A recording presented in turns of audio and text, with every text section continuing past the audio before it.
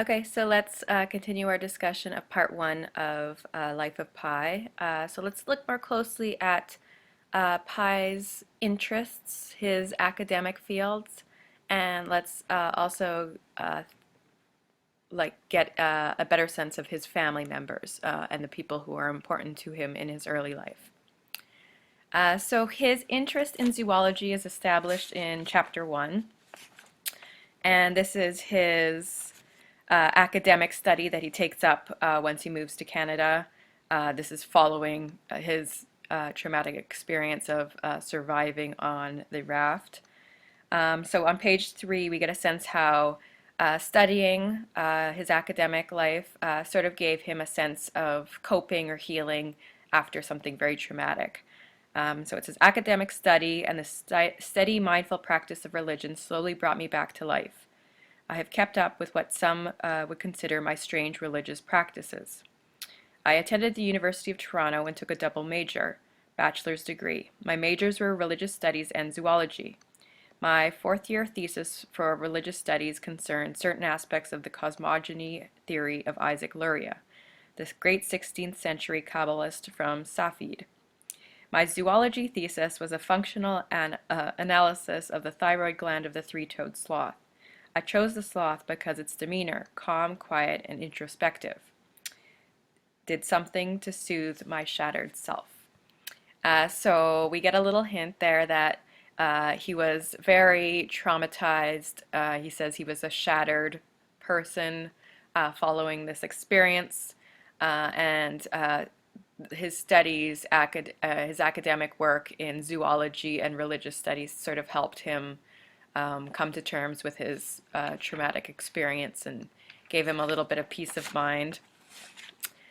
So he talks about the sloth as this very peaceful, calming creature that gave him some measure of peace of mind to study something so gentle and slow. But there'll be little glimpses of animal behavior throughout the first part, which kind of give us, sometimes it's foreshadowing, sometimes it's just sort of reflects Pi's interests. Here, his interest in animals is very evident, and he talks about on page 5 some characteristics of the three-toed sloth. And he says, the three-toed sloth lives a peaceful vegetarian life in perfect harmony with its environment. We also know Pi himself is a vegetarian, so maybe he sees himself as kind of this three-toed sloth. There's some maybe blurring together of his own characteristics and this animal that he likes to study. And he says, a good-natured smile is forever on its lips.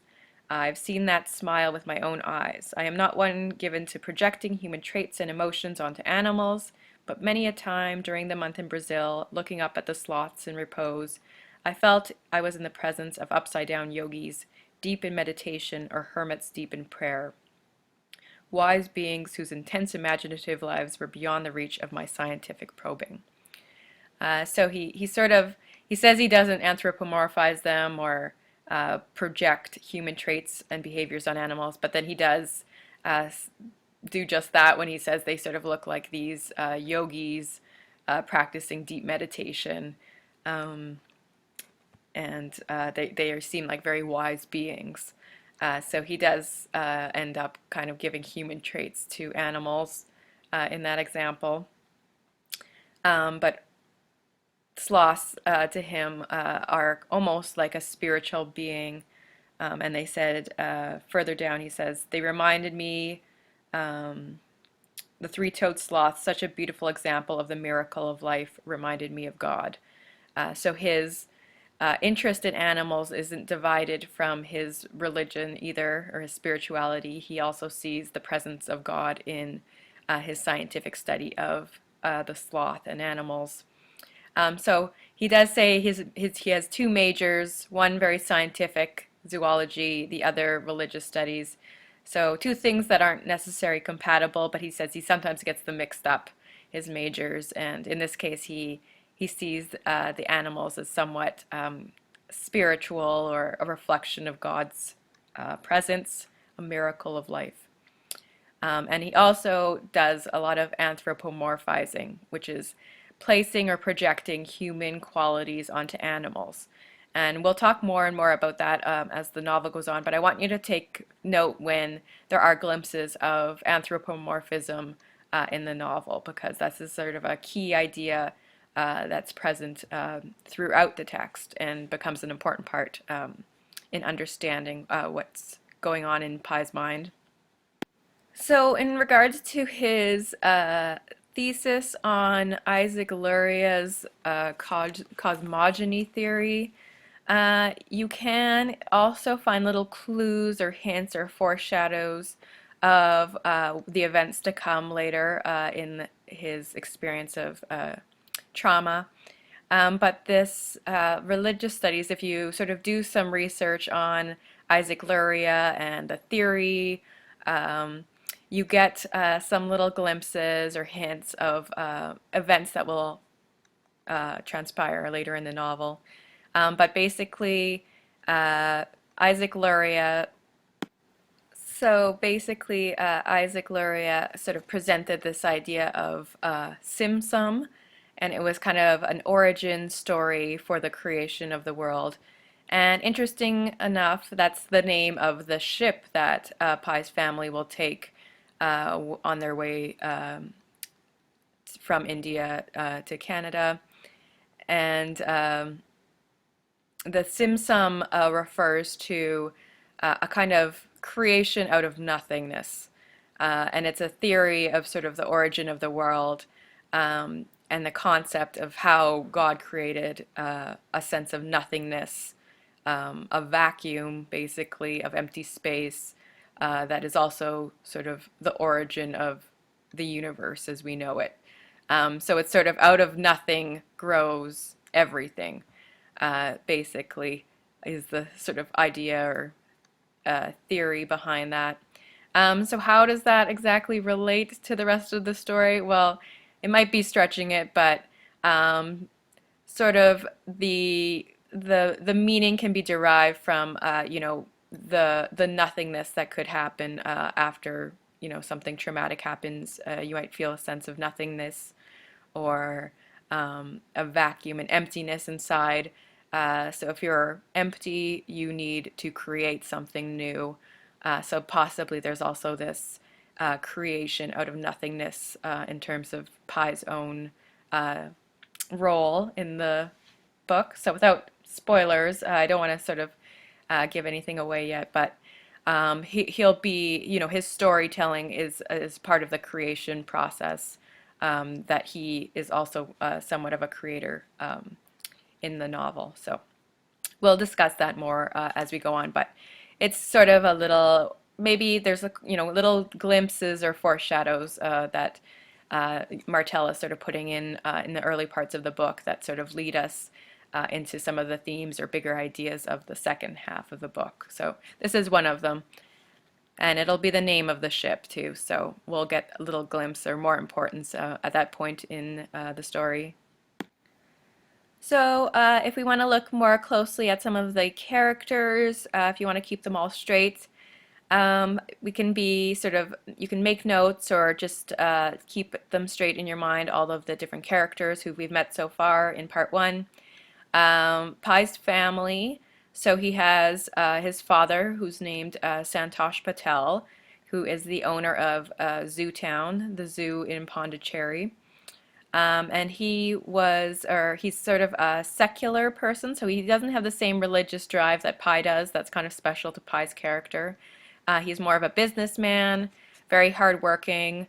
And one of the things that he imparts on his children is a very sort of strong, sometimes maybe traumatizing lessons about animal behavior. And we'll talk more about that in a few minutes, but his father will impart very important lessons that become, life-saving lessons later in life that really sort of stand out in his mind and made a huge influence or impact on him as a young man.